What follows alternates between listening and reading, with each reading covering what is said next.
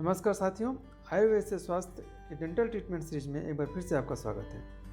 साथियों, मैंने पिछले एपिसोड में आपको बताया था कि दांतों में ठंडा गर्म क्यों लगता है, उससे कैसे बचा जा सकता है। आज मैं आपके साथ चर्चा करूंगा कि उसका कैसे इलाज किया जा सकता है। जैसे मैंने आपको पहले बताया कि दांतों में ठंडा गर्म दांतों पे घिस जाने की वजह से या दांतों में कीड़ा लग जाने की वजह से होता है, इसलिए इसका लाइन ऑफ ट्रीटमेंट भी उसी तरह से होना चाहिए। चूँकि दांतों में ठंडा गर्म दांतों के इनेमल के घिस जाने से और डेंटिनियल ट्यूब्यूल के बाहर आ जाने से यानी दूसरी परत के बाहर आ जाने से हो जाता है, इसलिए फर्स्ट लाइन ऑफ ट्रीटमेंट के अनुसार दांतों के ऊपर एक पेस्ट लगाने की सलाह दी जाती है, जिससे पेस्ट में मौजूद केमिकल दांतों के ऊपर एक लेयर बना लेते हैं, जिससे जो डेंटिनियल ट्यूब्यूल्स होता है जिसमें ठंडा या गर्म या खट्टी चीज़ें लगती हैं, उसके बीच में बैरियर का काम करता है। इसमें मुख्य रूप से दो तरह के केमिकल्स का इस्तेमाल किया जाता है, एक है स्ट्रोंशियम क्लोराइड और दूसरा है पोटेशियम नाइट्रेट। आजकल बाजार में एडवर्टाइजमेंट में कई तरह के पेस्ट आपको दिखाई देते हैं जो दावा करते हैं कि उनको लगाते ही आपके दांतों की सेंसिटिविटी समाप्त हो जाती है या दांतों में खून आना बंद हो जाता है। तो इस तरह के झूठे प्रचारों में आप बिल्कुल ना आए। अगर आपके दांतों में ठंडा या गर्म लगने की शिकायत है तो आप या तो डेंटिस्ट या डेंटल हाइजीनिस्ट के संपर्क में जाएं और उनसे सही मार्गदर्शन प्राप्त करें। वो आपके लिए सही पेस्ट का रिकमेंड करेंगे। जो पोटेशियम नाइट्रेट और स्ट्रोंशियम क्लोराइड है वो पेस्ट के रूप में बाजार में उपलब्ध होता है और डेंटल हाइजीनिस्ट डेंटिस्ट आपको रिकमेंड करते हैं। मैंने आपको जो ठंडा गर्म दांत में लगने की जो दो वजह बताई थी, उसमें एक था दांतों में कीड़ा लग जाना या फिर एसिड की वजह से दांतों में इरोजन हो जाना। अगर दांतों में ठंडा गर्म लगने की वजह कीड़ा है या कीड़ों की वजह से आपके दांतों में ठंडा गर्म लगता है तो आपको कीड़े का इलाज कराना चाहिए। इसके लिए आपको डेंटिस्ट को दिखाना चाहिए, जो या तो आपके दांतों को भर देंगे या फिर कीड़ा अगर गहराई में पहुंच गया है तो उसका रूट कैनाल ट्रीटमेंट कर देंगे। हाँ, अगर आपके दांतों में ठंडा गर्म एसिड की वजह से है, इरोजन की वजह से हो रहा है, तो वहाँ पर ग्लास आइनोमर ट्रीटमेंट दिया जाता है, जो या तो डेंटिस्ट करते हैं या फिर डेंटल हाइजीनिस्ट से आप करा सकते हैं। साथियों, डेंटल सेंसिटिविटी को दूर करने के लिए एक डिसेंसिटाइजर जेल भी आता है, जिसका प्रयोग डेंटल हाइजीनिस्ट के लिए आपके दांतों की सेंसिटिविटी को दूर करने के लिए करते हैं। इसमें डेंटल हाइजीनिस्ट आपके दांतों के ऊपर जेल की लेयर लगाते हैं, जिससे आपके दांतों में एक जो लेयर चढ़ जाती है उससे दांतों में ठंडा गर्म लगना कम हो जाता है।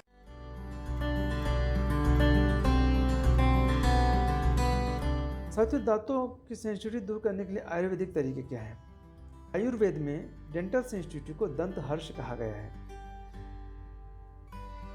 चरक संहिता में लिखा है, दशानासीत मुष्णम च संगते स्पर्शन च यस्म च दंत हर्षतु व्याधि विधात समीरणा। अर्थात दांत शीत तथा उष्ण स्पर्श को सहन नहीं कर सकते हैं तो उस वातजन्य व्याधि को हम दंत हर्ष कहते हैं। आचार्य वाघभट्ट के अनुसार ये एक वातजन्य रोग है, अतः इसे वात कफनाशक चिकित्सा करनी चाहिए। इसके लिए मुलेठी और तिल से सिद्ध दूध से गांडूस करना बताया गया है। गांडूस धारण करने का अर्थ है कुल्ला करना। इसके अलावा तिल का तेल या इरमेदा तेल से ऑयल पुलिंग करने से भी डेंटल सेंसिटिविटी में लाभ मिलता है और पायरिया और डेंटल कैरिस को भी रोकने में ये ऑयल कारगर है। साथियों, आयुर्वेद में महानारायण तेल और धन्वंतरि तेल से भी ऑयल पुलिंग करने को डेंटल सेंसिटिविटी के इलाज के लिए एक अत्यधिक कारगर तरीका बताया गया है। सरसों के तेल से भी ऑयल पुलिंग करने को डेंटल सेंसिटिविटी के लिए कारगर उपाय माना गया है। इसके अलावा कुछ आयुर्वेदिक हर्ब्स भी हैं जिनका प्रयोग आप डेंटल सेंसिटिविटी को दूर करने के लिए कर सकते हैं, जैसे बला है, अश्वगंधा है, दशमूला है आदि औषधियों के क्वाथ से कुल्ला करने और कवल धारण करने से भी डेंटल सेंसिटिविटी के इलाज में मदद मिलती है। साथियों, ऑयल पुलिंग क्या है, गंडूस कैसे धारण किया जाता है, कवल क्या है, ऑयल से कुल्ला करने का तरीका क्या है, इसके लिए मैं आपको किसी दूसरी वीडियो में विस्तार से बताऊंगा। तब तक इस चैनल को आप सब्सक्राइब कर लें ताकि सभी वीडियो आपके पास आसानी से पहुंच सकें। हर्बल ऑयल से ऑयल पुलिंग और हर्बल क्वाथ से गांडूस धारण करने के अलावा कुछ और उपाय भी हैं डेंटल सेंसिटिविटी से बचने के लिए। आप इसमें क्या कर सकते हैं कि आप 2 चुटकी हल्दी, 1 चुटकी नमक और 1 चम्मच नारियल का तेल या तिल का तेल अथवा आप सरसों का तेल का भी इस्तेमाल कर सकते हैं। इसको मिलाकर आप पेस्ट बना लीजिए, फिर दांतों पर इसको दिन में 2 बार अप्लाई कीजिए। इससे भी आपके दांतों में एक बैरियर बनता है।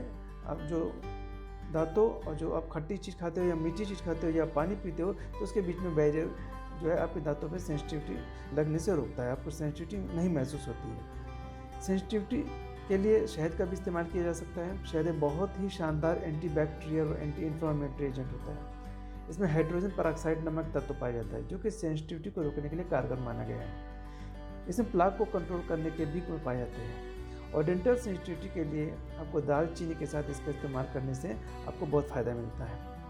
आपको क्या करना है, 1 चम्मच का 5वां हिस्सा दालचीनी लीजिए और 1 चम्मच आप शहद लीजिए। इसको मिक्स करके आपको जहाँ पर भी ठंडा गर्म लगने की समस्या है आप वहाँ पे इसको अप्लाई कीजिए और दिन में 2 या 3 बार करने से आपको धीरे धीरे 10 दिन के भीतर आपको आराम महसूस होने लगता है। साथियों, डेंटिस्ट और डेंटल हाइजीनिस्ट अक्सर आपको गुनगुने नमक के पानी से कुल्ला करने की सलाह देते हैं। क्यों? क्योंकि नमकीन पानी आपके मुंह के अंदर के वातावरण को एल्कलाइन बना देता है, जिससे आपके मुंह के अंदर जो नुकसान पहुंचाने वाले बैक्टीरिया हैं वो जीवित नहीं रह पाते। उस वातावरण में वो बैक्टीरिया जीवित नहीं रह पाते। और नमक का पानी आपके दांतों पर एक कोटिंग बनाने का भी काम करता है, जिससे दांतों में ठंडा और गर्म लगने की समस्या भी काफ़ी हद तक कंट्रोल की जा सकती है। ये तो रही डेंटल सेंसिटिविटी और उसकी समस्या से कैसे निजात पाना है, लेकिन समस्या ना हो इसके लिए आपको कारण पर ध्यान देना जरूरी है। कारणों को समाप्त करना जरूरी है।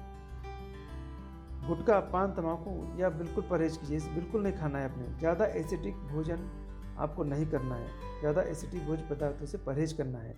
और अगर आप खाएं तो उसके तुरंत बाद आप ब्रश कर लें। दांतों को साफ करते समय इस बात का ध्यान रखें कि आपके ब्रश आपके दांतों को घिसने नहीं चाहिए। आपको सिर्फ दांतों पर चिपका हुआ प्लाक, फंसा हुआ खाना या जो भी डिपॉजिट है या जो टार्टर है या जो एसिड है उसको निकालना है, उनको मसूड़ों से दांतों से छुड़ाना है। ब्रश का काम सिर्फ इतना ही है। दांतों को चमकाना, सफ़ेद करना, पीलापन हटाना ये ब्रश का काम नहीं है। इसलिए कभी भी आप ब्रश को रगड़िए नहीं, सही तरीके से ब्रश करें। और सही तरीका क्या है, कितने समय तक ब्रश करना है और ब्रश करने के मेथड कितने होते हैं, कौन कौन से मेथड होते हैं, कितनी देर तक ब्रश करना चाहिए, ये सभी बातें मैं आपको बताऊंगा। इन पर हम चर्चा करेंगे फिर किसी और वीडियो में। तब तक के लिए नमस्कार।